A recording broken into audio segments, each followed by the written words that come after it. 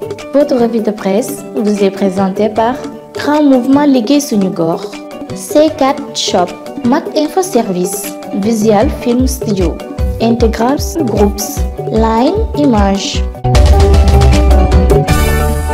ñu jano ak taskatu xabaar yi ngir waxtaane tolluwaayu réew mi lu yees la lu njiit réew mi dogal léegi fukki fan ak ñeent yu nekk ay ministre danañu génn wax ak journalistes yi ci réew mi le gouvernement face à la presse noonee la ñu ko tuddee ci jëwrin yi war a jano ak taskatu xabaar yi Le Quotidien nee nañu dina ci bokk ci porte-parole gouvernement bi Omar Gueye ministre intérieur Antoine Félix Abdoulaye Diome ministre de la santé Abdoulaye Diouf Sarr ministre commerce Aminata Assome Diatta ba ci ministre agriculture Moussa Baldé réew mi Quotidien xamal ñu ci xët mu njëkk ne loolee doxalin la wu yees wu njiit réew mi lal ngir communication gouvernement bi journal La Tribune jaara ca di laaj ndax bu ñu ca yeggee journaliste yi dañu leen di bàyyi ñu laaj li ñu bëgg a laaj am ndax dañu leen di sàkkal fa ñu war a yam source waa xamal ñu ci xëtamu njëkk ne juróom-ñeenti ministre de la république ñoo war a janoo ak taskatu xabaar yi ngir waxtaane ponk yu ci mel ne Barça wala Barsaq di immigration clandestine géeg bakkan yu bari yi des ci géej gi ñàkkum ndox gu réy gi am ci dëkk bi bay bëgg a yóbbu nit ñi Barsaq mbirum environnement gi coowal napp géeg waxi licence de pêche yi ñu ci mbamb boobee ba léegi coow li am ci suukar si ñàkkum xëy mi ci ndaw ñi ba ci campagne bi jëm ci njënd ak njaayum gerte gi ponk yooyu yëpp yéenekaay bi nee nañu wares na ko waxtaane ca ndajama ñoom ministre yi war a def waxtaan wi Source mi ngi leen di ñaan ak di leen tinu li mu leen bindal moo di rik waaye bu leen fa daje di waxi kasaawa na ngeen wax nit ñi dëgg Walf Quotidien mel ne ku naan ñu ay kasaawa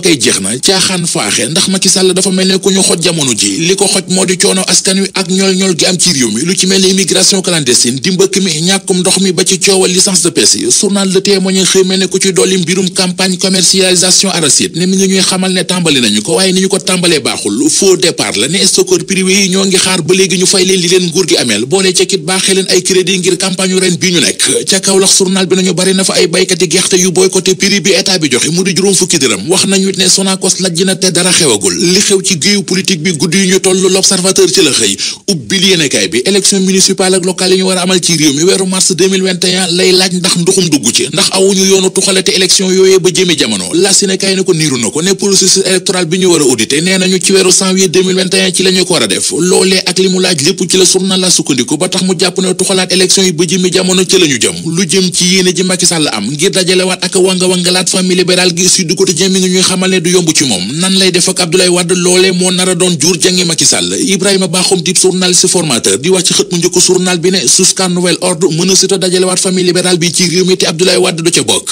kàngam bi ci wàllu communication politique di docteur Momar Thiam moom it loolee la gis nee na retrouvaille famille libérale mëne su ko def te doo ca def maître Abdoulaye Wade maître Moussa Diop ak Barthélémy Dias juboo nañu Vox Populi moo ko bind ci xëtamu njëkk ba xamal ñu ne njiital Pastef di Ousmane Sonko moo ci def Pastef ba jubóole leen démb ca këram Les Échos bi Ousmane Sonko ak Bougane Gueye Dany nekkee ci giitangaas Barthélémy Dias moo soroon aw dàllam dem jubóole leen moo taxit bi ci maître Moussa Diop ak Barthélémy Dias nekkee Ousmane Sonko moom it jóg jubóole leen seenug lëngoo ñoom ñett journal Les Échos gis na ne bu sottee du jur jàmm ci Macky Sall lii quotidien nañu plainte gi maître Moussa Diop plainte woon Barthélémy Dias ba ñu waroon leen a atte tey ji maître Moussa Diop day rocci plainte ba dellu ca gannaaw yéenekaay bi xamal nañu it ne maître Moussa Diop fekki na Ousmane Sonko ci Pastef kawtir ci l'Observateur yëral xët mu njëkk journal bi benn étudiant bu jigéen lañ doon àtte démb ca tribunal flagrant délit bu Ndakaaru journal bi nañu moom étudiante bi ci université privée bi di BEM lay jànge da doon jàng dawal jël otob xaritam ba fàtte benn xale bu toll ci ñaari at.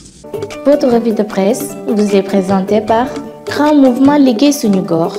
C4 Shop, Mac Info Service, Visual Film Studio, Integral Groups, Line Image.